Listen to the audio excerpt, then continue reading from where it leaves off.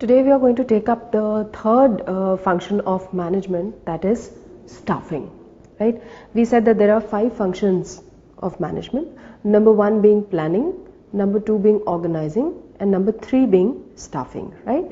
First of all, under planning, we decide what is to be done. Right?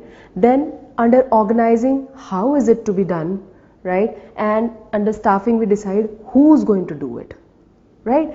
Now, basically, after you have chalked out your main organizational goals, right? You've chalked out your organizational goals, and on the basis of those organizational goals, you've decided onto an organizational structure that you're going to be taking up, whether it is divisional or it is your functional structure, right? Based on that, you can have a fair idea as to what is the kind of manpower, what is the number of people that would be required to hire, that you would require to be hiring, right? So that your organizational goals are achieved effectively and efficiently. Now, how do we do that? ये हम कैसे करते हैं? By the function of staffing. Now, in simple language, if I was to define staffing, I would say it means putting the right person at the right job. We stop here.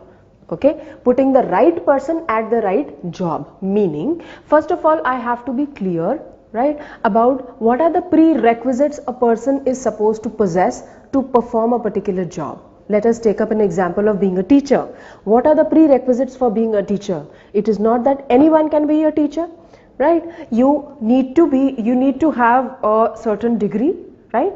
Let's say if you are looking for a teacher for class 11th and 12th, तो कौन पढ़ा सकता है? Basically जिसके पास एक bachelor's degree हो, master's degree हो, and should be a B.Ed also, right? If that person has these 3 degrees, fine, he is eligible for being a teacher, right? So it's very important कि मैं उसी बंदे को job पे लगाऊं जो उस जॉब के लिए वेल सूटेड हो.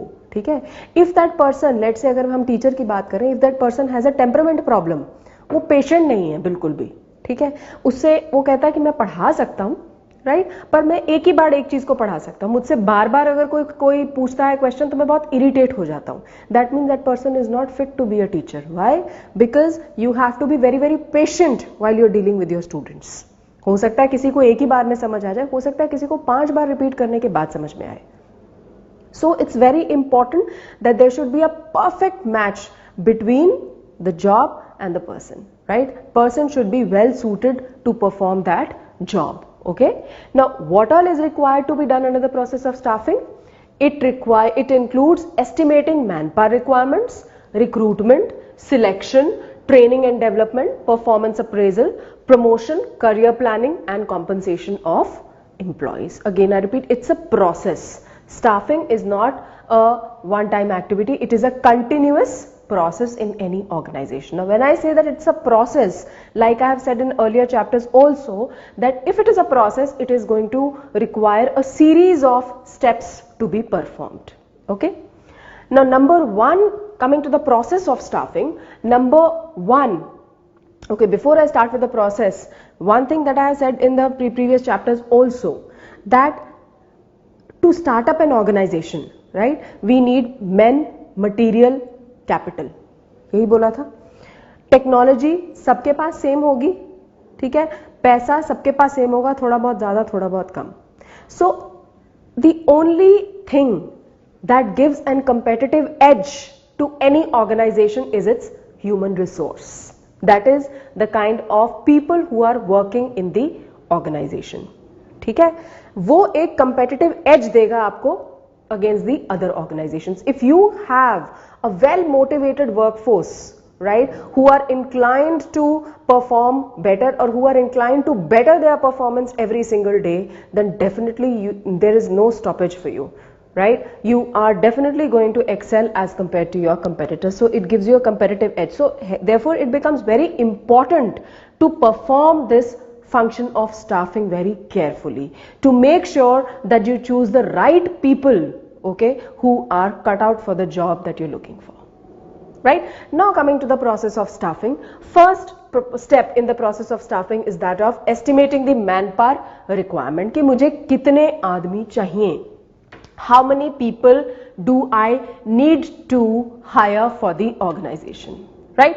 Now, this particular step is again divided into two parts, workload analysis and workforce analysis. ठीक है, हमने जब ऑर्गेनाइजिंग का स्टेप परफॉर्म किया, हमने एक पूरा ऑर्गेनाइजेशन स्ट्रक्चर, ठीक है, एक ऑर्गेनाइजेशन स्ट्रक्चर बना लिया that there is going to be a managing director और there is going to be a president, उसके बाद अ वाइस प्रेसिडेंट के बाद डिविजनल हेड्स के नीचे आएंगे डिपार्टमेंटल हेड्स के पास नीचे आ जाएंगे आपके another manager, area sales managers and all, right? So I have prepared a complete structure. Fine. So on the basis of that structure, I can find out what is the exact number of employees that I need to employ in my organization. ठीक है? What is the exact number of employees that I need to hire, right? Then comes workforce analysis. Workforce analysis meaning to find out what is the present number of employees that I have in my organization. This means the total number of employees that I need to hire in my organization, right? Or the total number of employees required by an organization.